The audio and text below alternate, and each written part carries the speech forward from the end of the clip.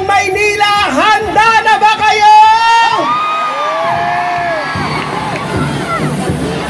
At sa mga pagkakataon pong ito, isang malaking karangalan po para sa akin ang ipakilala ang isang leader na kahit kailan ay hindi tayo iniwan sa gitna ng laban natin sa pandemya. Ang isang leader na tunay na nagbigay ng pagmamahal, malasakit at kalinga sa mga batang Maynila. Ang batang galing sa hirap, nagsumigap.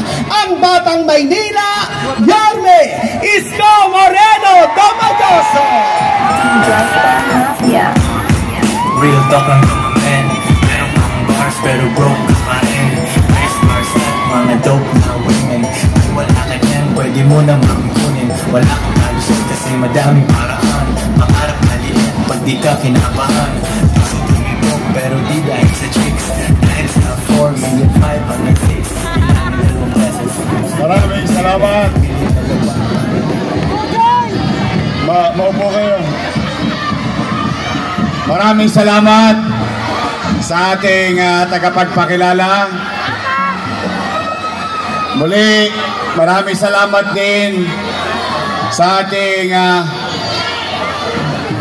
the only mayor so far, as the record will show, ang kauna-unahang mayor na nakatapos ng 3-term, Mayor Lito Atienza.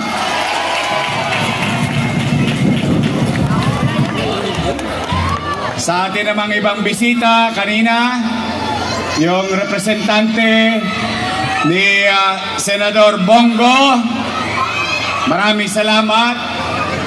At sa ating representante rin ni Senador Amy Marcos, maraming salamat. At naipit lang po, I think he's in Iloilo, pero binabati po kayo lahat ng magiting na Congressman Rodante Marcoleta. At sa inyong lahat dito, maraming salamat at salamat sa Diyos, hindi umulan. Kanina umaambon na. Eh sabi ko, pag umulan, uwi na.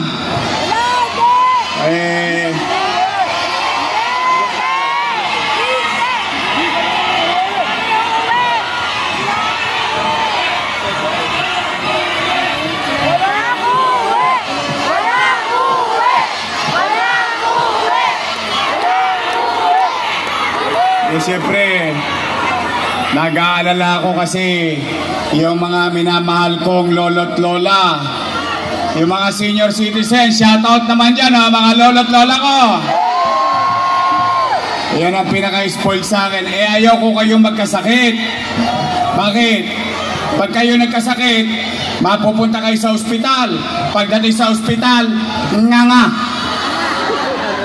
Oy, di ba nakakalungkot? O kaya naman siyempre, inaalala ko rin ang kalagayan ninyo. Mano pa? Mukhang hindi pa kayo kumain. Hindi pa! Taas ang kamay ng hindi pa kumakain. Talagang ganyan ang buhay. Lilipas din yan. Maraming salamat. Kahit na kayo nagugutom, malamang pag-uwi ninyo sa kanya-kanya nyong bahay, maraming titilapo na kaldero, walang nagsaing. Kasi nandito lahat sa Moriones. Pero, mga batang Tondo, matanong ko lang kayo, handa na ba kayo? Handa na ba kayo? Nako, magsipag-ingat kayo. Bumalik ka na! Bumalik ka na! Bumalik ka na! Bumalik ka na!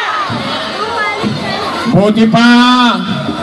Buti pa ang mamamayan ng Maynila ang sinisigaw, bumalik ka na. Yung isa, pag ka na bumalik!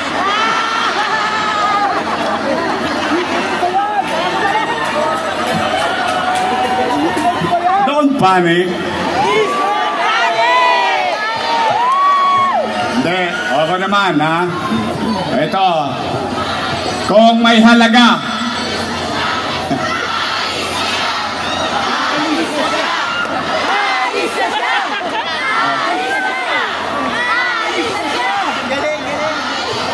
oo nga. Bire nyo, simpleng bombilya lang na Moriones, hindi pa mapalitan eh. Oh.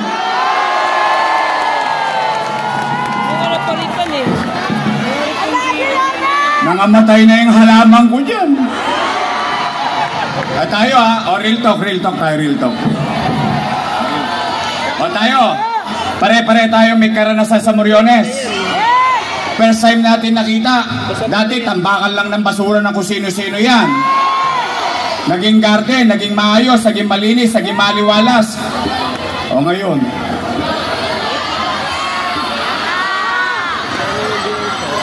hindi, ako naman hindi naman siguro kamahalan yung bombilya, no? Pagka talagang ang gobyerno walang malasakit, wala talaga. Mano pa, kapag ang leader hindi umiikot, hindi niya nakikita yung tunay na sitwasyon at kalalagayan ng kanyang pamayanan at ng kanyang mamamayan.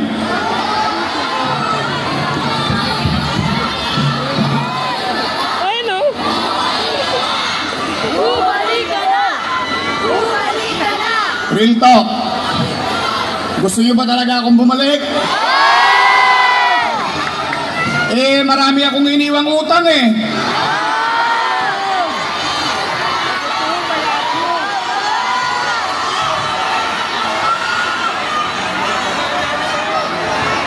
Di ba sabi nila, inaraw-araw na kayo? Buriin ninyo, ako na yata ang almusal nila, tanghalian, hapunan, yung isa naman ginawa kong pulutan. Marami daw tayong inutang. O, taas sa kamay na walang utang. Kita nyo na. O, pero, ako naman ha. O, sige, basta, eto muna, bago ko ikwento yan. Meron lang muna akong unang pakiusap. I hope pagbigyan ninyo ako. Hindi naman to kabigatan.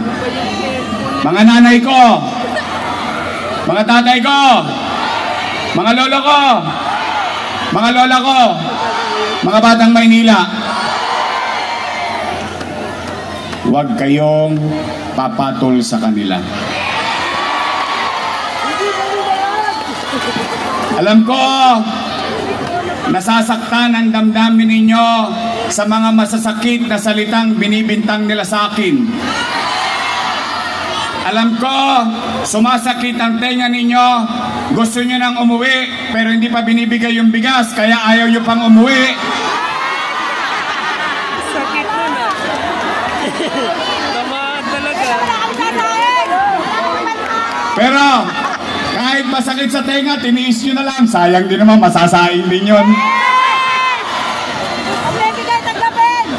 Alam ko, nakarinig na kayo. I think, lahat na yata ng pinakamasamang salita, idiniskubre sa akin. Ang ikinalulungkot ko naman, lahat daw ng ginawa ko ay mali. Mali daw. Mali daw eh. E di pagbigyan natin sila, pagbigyan lang natin. Total, kwentuhan lang naman to. Total, hindi pa naman kayo kumakain. Sa kwento, mabusog kayo. Oh, kung lahat ng ginawa ko ay mali, e di mali din sila. Kasama ko silang gumawa nun eh.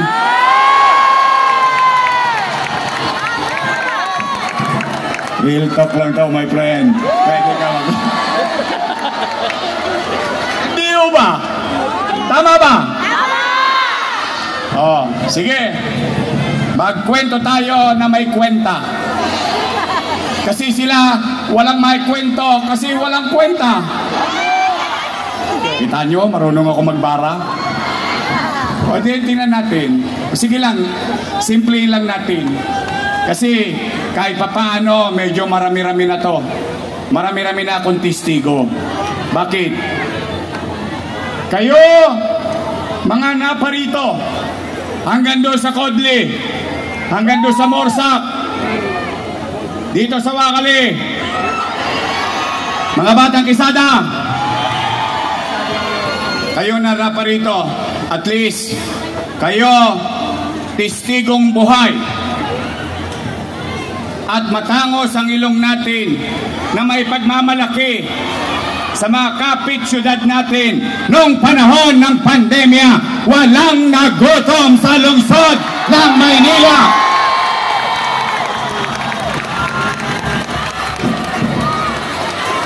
Mayaman, middle class, mahirap, walang pinili ang inyong yorme para makakain ang Maynila. Yun ang kwento. Lagyan natin ng kwenta. 700,000 families buwan-buwan tumanggap ng food box. Ilagay nyo na lang sa 1,000 bawat food box. 1,000 na lang. 1,000 na lang. 700,000 times 1,000, 700 million. Buwan-buwan.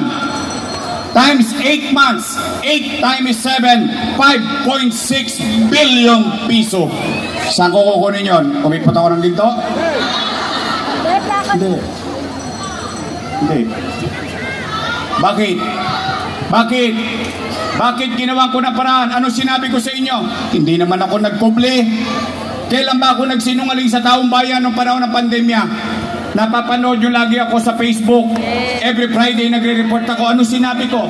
Ang sinabi ko, nung magpapandemya na, nung magla-lockdown na, natatakot ang tao, baka magutom, baka mamatay. Ano sinabi ko sa Facebook? Pumanatag kayo mga batang Maynila. Huwag kayong mag-alala. Pag ako wala na maibebenta, wala na mautangan, nakita nyo tong relo na ito, ipatatas ako to kay Tambunting, makaraos lang tayo.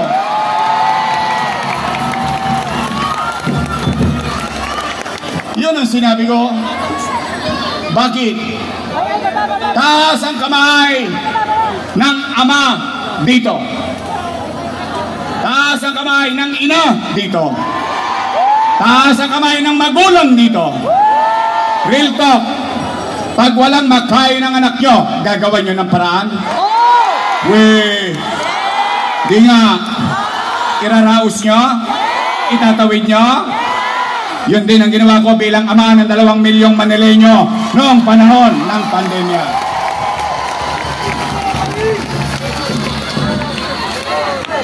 Mali daw yun. Mali daw na magkaroon at shoutout sa mga batang almaryo. Mali daw magkaroon ng air condition na paaralan na mas maganda pa sa Holy Child. Tama naman. Tama ba? O, tingnan ninyo, kung walang vision ang leader ninyo, nung araw, ang klase kinakansila dahil may bagyo. Ngayon, kinakansila dahil mainit. Tama ba? Pero yung almaryo,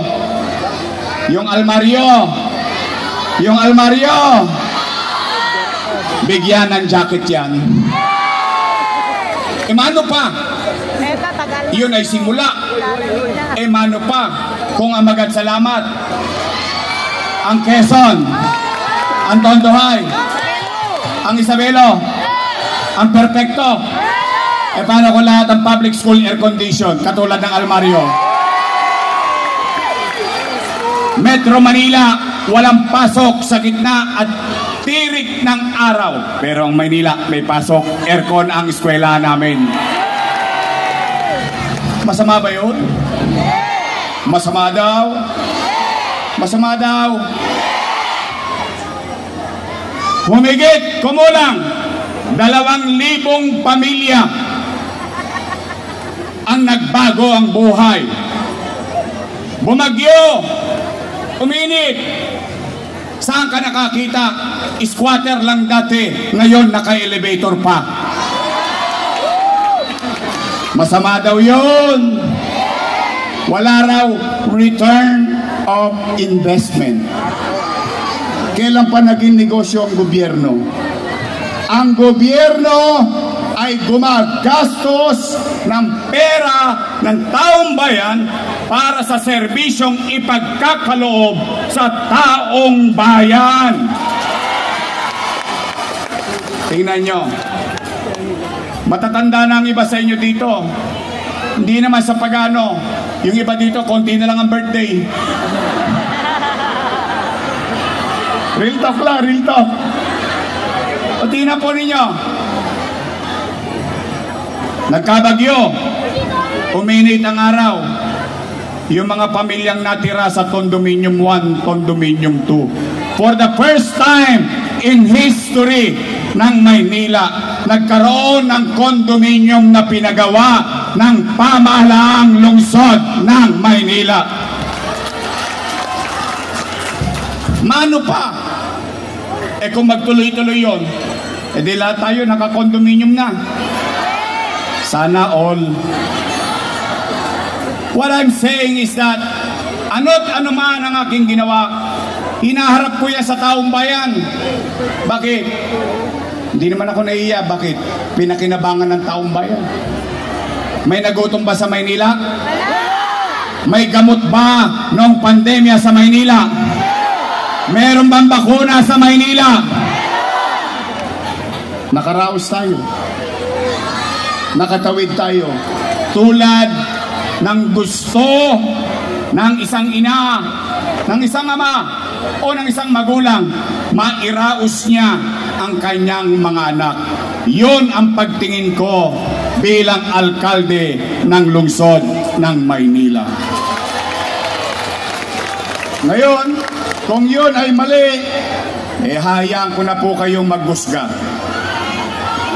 Ngayon, kung naniniwala naman kayong tama ang ginawa ko, nalulungkot nga ako. Yung mga dati kong kasama nung araw, papuri rito, papuri roon, papuri kahit saan, palakpak dito, palakpak doon. Ngayon ako na pinakamasama sa kanila. Ang tanong ko at ang tanong ng mga taga Maynila, ano ang ginawa ninyo sa loob ng 3 taon?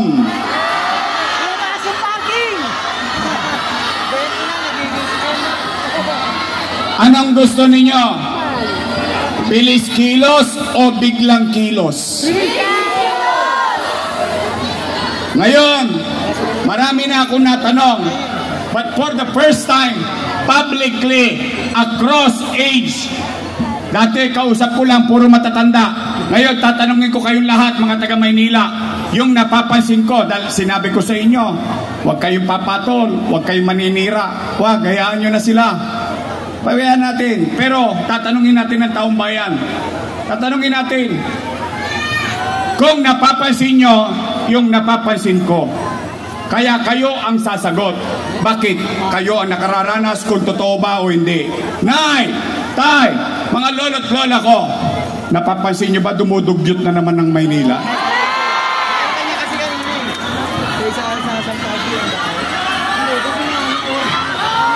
Tingnan nyo yung Masinop. Tambak na naman ang basura. Ito masakit. Sinisipa taong bayan. Hindi dumating yung truck nyo. Yung truck nyo hindi kasya sa eskinita Nahirapan ng tao. Pinalitan ninyo, sakripisyo mamamayan, mga dugyot. Ngayon, totoo bang dugyot na naman ang lungsod ng Maynila? Gusto nyo bang luminis ulit ang lungsod ng Maynila? Tulungan nyo kami. Lilinisin ko ulit ang lungsod ng Maynila. Pangalawa, napapansin nyo ba? Kaliwat kanan na naman ang mga tulongges sa lungsod ng Maynila. araw-araw na naman tayo sa lahat ng news outlet. Gabi-gabi, hold up dito, hold up doon, is not dito, is not doon. Bukas kotse dito, akyat truck doon sa Arten. Ano na nangyari sa atin? Nung panahon ko, nagsialisan lahat yan, yung mga tulongges. Nangatakot lahat yan. Bakit? Dahil nung panahon natin, may gobyerno sa umaga, sa tanghali, sa hapon, sa gabi, hanggang madaling araw, may gobyerno sa lungsod ng Maynila.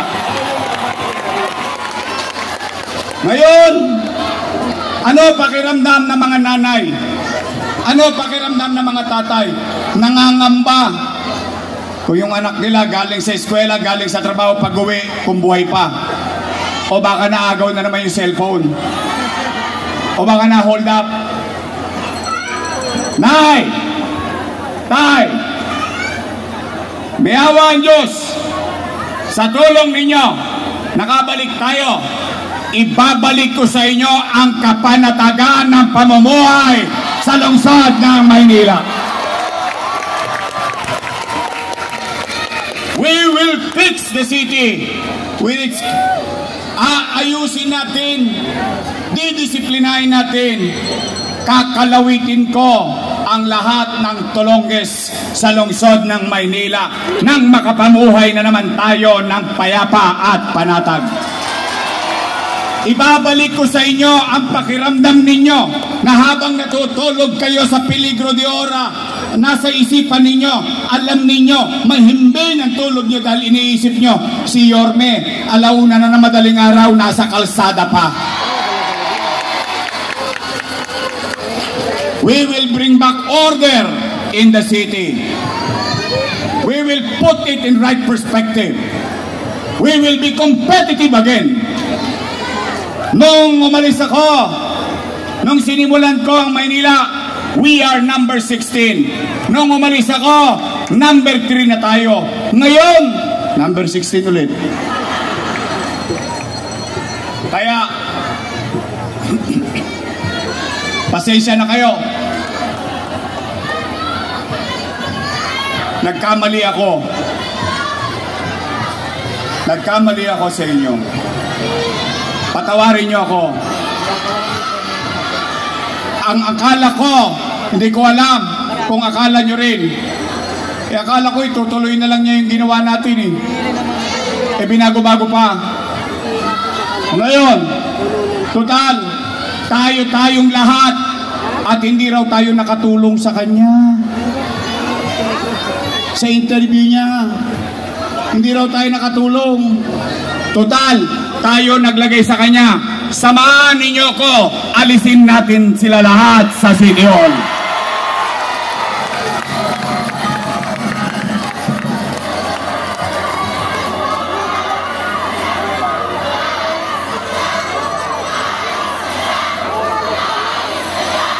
Aalis na siya! Mga Batang Maynila, bukod sa paglilinis, bukod sa peace and order, ibabalik ko yung mga bagay na nasimulan na natin. Minimum basic needs, healthcare, education, housing, and jobs for the people of Manila. Kaya, ulitin ko, sigurado ba kayong gusto nyo akong bumalik? Sigurado ba kayo dyan? Promise! Next month, mamatay man sila. Joke lang. Oh, again, Nay, Tay, mga Batang Maynila, pakiusap ko lang, ha? Uulitin ko, ha? Huwag po kayong magsalita ng masakit laban sa mga kalaban ko. Pabayaan nyo na sila. Let's just move on. Let's just move on. Dahil at the end of the day, ang importante, kayo, tao, mamamayan ang mahalaga sa halalang ito, hindi ang mga politiko. Kami, instrumento lang ng pagbabago. Konsepto, talino, karanasan, lakas ng pangangatawan. Ngunit, ang lahat ng yan ay pag-aari at ang may tanging kapangyarihan ay ang mamamayan na kanyang nasasakupan. Mga batang Tondo, uwian na tayo. Gutom na ako. Gusto niyo na bang umuwi? Bago tayo umuwi, maraming salamat sa pagpunta ninyo dito sa Plaza Boriones. And let me take this opportunity. O, kita ninyo, marunong na ako mag-English ngayon. Charot. Naipakilala sa inyo ngayong gabi sa proclamation rally natin na may proklama natin ang ating mga kandidato. Nasa kanan ko, si Sharon Cuneta. Ang mabait natin Doktora Irma Alfonso.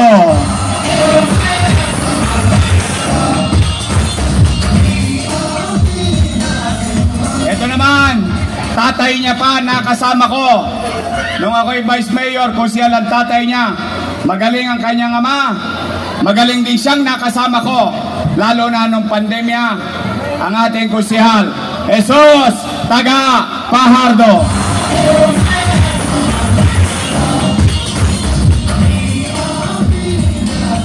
Unang takbo pa lang niyang chairman, kasama niya na ako. Naniniwala ako sa kanya noon, naniniwala ako sa kanya ngayon, at patuloy ako maniniwala sa kanya. Bobby Hernani.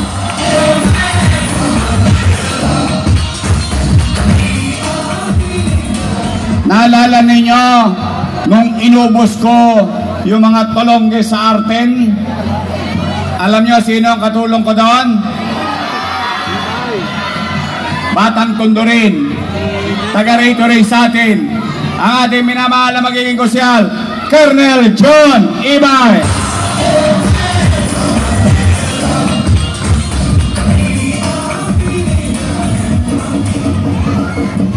Shout out sa mga kasing edad ko. Yung mga batang tasikwent dyan. Naalala nyo ng bata tayo? Pag may basketball, magsusulisit tayo kay Bansay. Oy, shout out yung mga batang Bangkaso at saka Morsak. O yan, dinadayo natin nung araw yung ama niya bago naging congressman. Nung kusihal yun, katakot-takot na sulisit ang inabot sa atin. Magaling ang kanyang ama. Magaling din na naging kusihal na kasama ko. Matigas pa. Kaya pa. Ang ating minamahal kusihal, Eric Ian Nieva.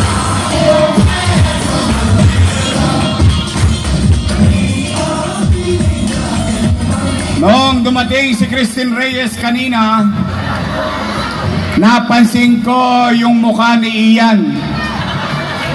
Parang tumigas.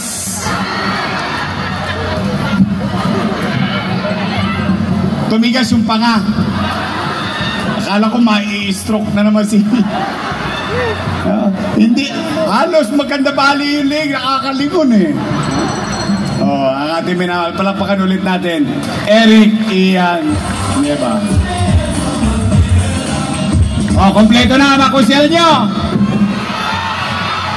Kompleto na.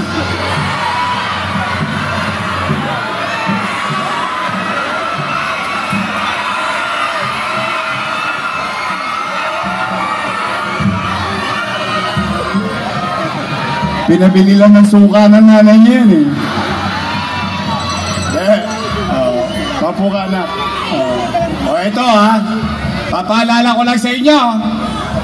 Noong 98, 1998, binoto ninyo akong kusihal. 23 anyos din ako noon. Ngayon, tase kwenta ako. Pero salamat sa inyo. Kahit sa murang edad, binigyan ninyo ako ng pagkakataon. And I hope, hindi ko naman kayo ipinahiya. Kaya naman, o ito, 23 anyos din. Sino mas gwapo sa amin? Umayos kayo ng sagot. Ako pipirma ng ayuda. Charot. Bigyan natin ng pagkakataon. Ayaw natin siyang matuto. Kasi nung araw, reklamo na reklamo yan. Alam nyo bakit? Ano nireklamo niya? Papa, why you come home so late? Always. Hindi ko naman may paliwanag sa kanya. Sabi ko, sa dami ng may sakit, sa dami ng namatayan, sa dami ng may problema, kulang ang 24 oras kung tugunan yung pangangailangan ng tao. Kaya sila'y napagkaitan ng oras bilang isang ama. O ngayon, naintindihan niya na. Nung pinaikot ko, hanggang madaling araw, nasa kalsada eh. Sabi ko, ngayon alam mo na. Kasi hindi ko pwedeng ituro at mahirap ituro ang pagmamalasakit sa kapwa. Nasa tao yan. Wala yan sa paaralan. Sa paaralan ang tinuturo ABCD. 1 plus 1 equals 2. Pero yung pagkatao mo, ikaw yan. At tanging matututunan yan kapag nakikita mo ang tunay na realidad ng iyong pamayanan. Yun ang sinabi ko sa kanya. O ngayon, nagulat siya. Siya umiiyak eh. Mas iyakin sa akin to eh. Nakikita niya pag may sakit, pagkukwento, papa ganito, papa ganyan. Now, you know. O kaya naman, halimbawa, nadali nyo na yung 5. Pwede nyo ba isingit?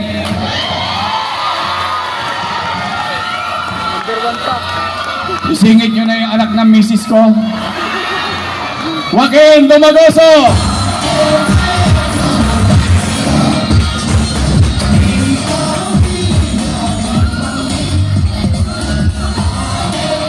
Tingnan natin pag naging kusyal ka na. Mahirap talaga maglingkod sa bayan. Talagang hindi yan naipapasa, hindi yan natuturo. Kailangan nasa iyo yan. So, mga taga-Tondo, eto naman, binata pa.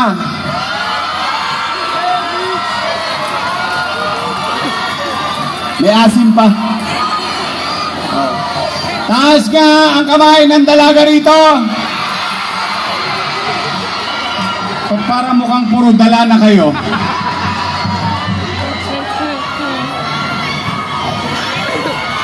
Nanay, Ernix, may nirereto sa'yo si nanay. Magaling na congressman, at least hindi ako napahiya sa kanya. Dito rin 2022, nung sinabi ko sa inyo, bigyan nyo ng pagkakataon. At least, kaharap ko kayo ngayon, masasabi ko, proud ako sa kanya. Ang ibabalik natin muli na Congressman, Ernix Januso!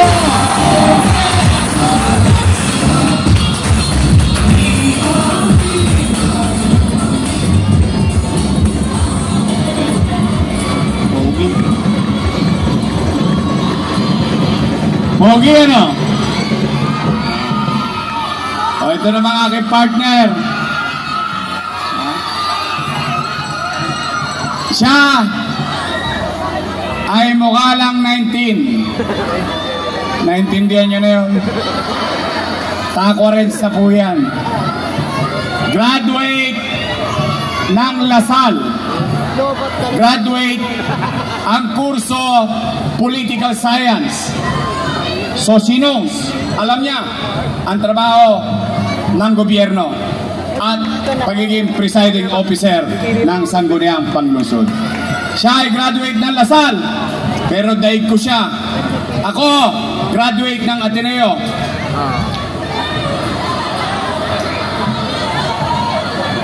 Parang ayaw niyo maniwala. Palibasa, marami akong kaklase rito, no? Ako'y Ateneo. Ateneo di Tondo. Tondo High School. Graduate ng Lasal, Political Science, aral sa kanyang ama, dating Vice Mayor and Presiding Officer. Gawin natin, ilagay natin ang maasahan nating Vice Mayor, Chief Atienza!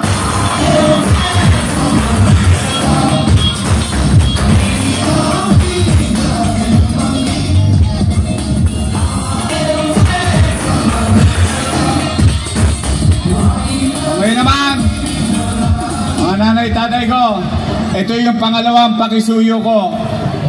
Kanina, yung nauna, yung huwag kayong maninira, huwag kayong magsasakit ng damdamin ng iba, hayaan na natin sila, we move on with our lives. Ito yung pangalawang pakisuyo ko. Pwede ba? Ulitin ko muna. Gusto niyo ba talaga ako bumalik? Then, bigyan ninyo ako ng mga kasama. Dahil gusto nyo bang bumalik ang gobyernong mabilis kumilos? Hindi ko nagawa yon ng ako lang mag-isa. Kaya nga ako nalulungkot eh. Yung mga kasama ko, dating kasama kong gumawa ng napakinabangan ng tao, ngayon daw ay mali. Pero nandyan na yan. O ngayon, pwede nyo ba akong bigyan ng mga kasama? Pwede? O ito ha, usapang kalye na lang. Pwede ba pa-arbor? Pa-arbor lang. Isa lang arbor ko. Pwede ba? Your Miss Choice, straight. Uy. Baka sinacharot-charot nyo ko. Hindi nga. Straight. Promise. Hoy, mga taga-Tondo. Pagtapos ng eleksyon, bibili ako ng dibidendaso. Titingnan ko kung may prueba ba kayo. Oh, pwede straight? Talaga? Oo. Lalo na yung iba dyan, yung mga naupo, madaling lapitan. Mahirap hanapin. Alam na alam nyo ah. But seriously, pwede ba makisuyo? Bigyan ninyo ako ng mga kasamang makakatrabaho ko dahil gusto kong ibangon muli ang lungsod ng Maynila. And I can only do that with them. So pwede, your Miss Choice, straight! Sa kamay na gusto straight! Talaga! Aasa ako. O, ang sukli ko sa inyo, pag kayo'y nagtotoo, maglilingkod ako ng maayos. Gagawin ko ulit yung ginawa ko na dati. Uulitin lang natin. So muli, kain na. Uwi na. Asa ko ha. Maraming salamat sa inyo. Pero ito ang sorpresa natin ngayong gabi. Dumating na! Sino? Dumating na! Sino? Dumating na si Senador Amy Marcos!